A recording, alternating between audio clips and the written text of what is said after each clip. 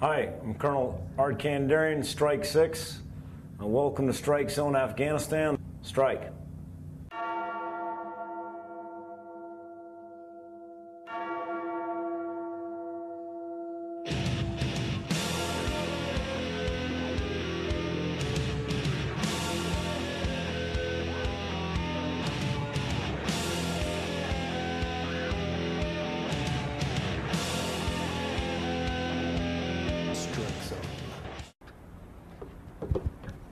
Hey, Strike Brigade, how you doing?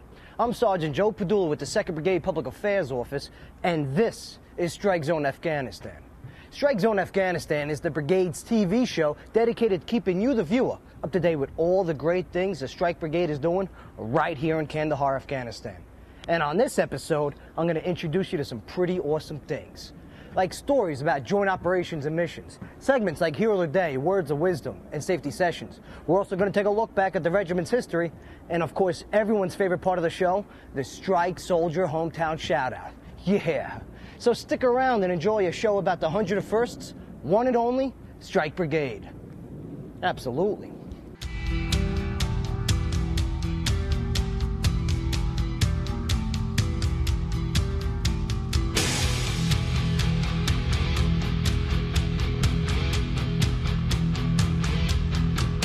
I'm Staff Sergeant Eric Ammerman from State College, Pennsylvania.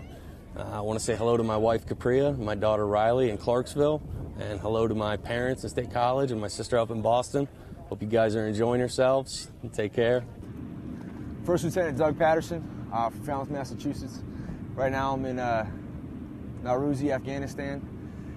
Just outside of Kandahar, the 101st Airborne Division, 1st and the 502nd Charlie Company. I just want to say hi to my mom, dad, in Falmouth, and Debbie and Maynard. Miss you, babe. Can't wait to see you. Recently, the brigade held a raffle to purchase the Fallen Soldier Memorial. The day's event had so much going on. Sergeant Mike Monroe has more. Honoring our fallen comrades is important.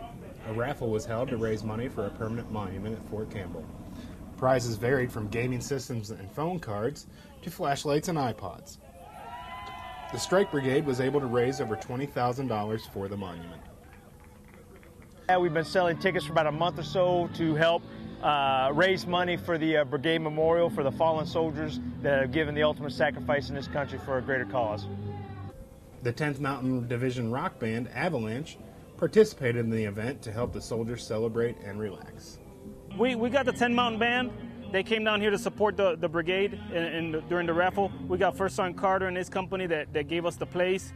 As you hear the band in the background, they gave us the tent and are cooking out for the soldiers. For 2nd Brigade Combat Team, 101st Airborne Division Public Affairs, I'm Sergeant Mike Monroe. Great job, Strike Brigade. Way to step up and support a great cause. The Strike Brigade will never forget its fallen soldiers. All right, Strike. It's almost time to go back to the States, and we're going to be exposed to a diet we're not really too used to. Here to advise us with this episode's Safety Sessions is Major Patricia Papadopoulos. Hey, ma'am, how you doing? Hey, Sergeant. Another well. Another beautiful day, huh? Yes, that's right. Absolutely. Hi, 2nd Strike. I'm Major Patricia Papadopoulos, and I'm here to talk to you about healthy living. As we move into our redeployment, it is easy to pack on the pounds when you get back. And the reason for that is energy in. If it's not energy out, you just put on those pounds. And so I want to remind you that when you get back home, you're not going to be going on mission. You're not going to be going to the gym probably as frequently. And so, watch those calories. It takes 3,500 calories to gain 1 pound of fat, and so that is about 6 to 7 servings of ice cream. And so pay attention to what you're eating. For healthy meals, I recommend that when you put your food on your plate, half of it should be vegetables, salad, greens, and fist-sized portion of protein, which is your lean meats, your chicken or fish. Occasionally, 1-2 times a week, you could do the beef, and then fist-sized portion of carbohydrates, which is potato or rice. And just be careful with adding a lot of cheese or dressings, because that's where additional calories can come into. Another thing is make sure you're still going to the gym when you get back. You know, it's easy to get back to normal life, but I want you to stay active and healthy and try to do 30 minutes 5 days a week. Cardio is best. That's walking, elliptical, running, jogging. And for those of you that have been through many deployments and have had a lot of wear and tear, swimming may be the best thing for you because it's less strain on the joints. I'm Major Patricia Papadopoulos, one of your battalion surgeons, and this was your safety sessions. You ain't kidding, ma'am. You gotta eat right if you want to stay battle ready. Now, we're out here at Cop Durkin, where there is an outstanding soldier who is going way beyond his normal duties. Check this out.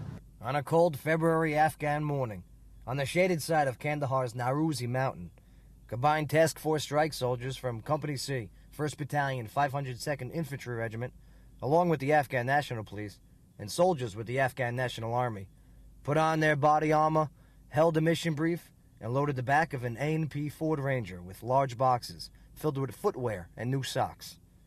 Operation Shoe Drop had begun.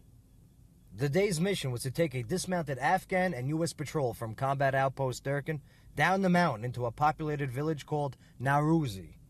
Together, the soldiers would hand out shoes, boots, sneakers, and socks to the barefooted Afghans. The architect of the operation was not a commander or a senior enlisted, but a young soldier with a good heart named PFC Eric Ortiz.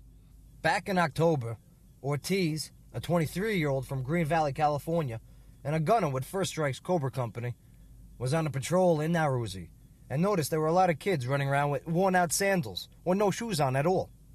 Realizing winter was right around the corner and knowing how miserable it was going to get, Ortiz took action. During his mid-tour leave in Cali, Ortiz spent a part of his time coordinating with his family and local church and helping out with Operation Shoe Drop. He told them of Nauruzi and the people's condition there and how they could help. The response was intense, like 200 pairs of shoes were donated. Oofa! On the day of the patrol, the combined forces reached the outskirts of the village and told the elders what they wanted to do. The word spread.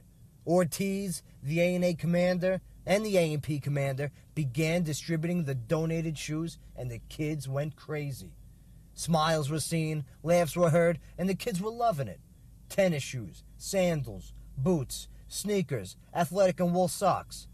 It was like Foot Locker came to Kandahar. About the Afghans' reaction, Ortiz said, "The kids were ecstatic to see nice, quality American shoes that will fit them, last for a while, and keep the cold out of their feet. The people here are our #1 concern, and that's why we're here." Well said, Ortiz. The patrol continued along Route Rendezvous to more villagers and more children. Their reactions were the same. Hours later, all the items were given out, and Operation Shoe Drop was complete. The Afghan forces and the First Strike soldiers returned back to Cop Durkin and had given a less fortunate village a better day and something to smile about. Strike.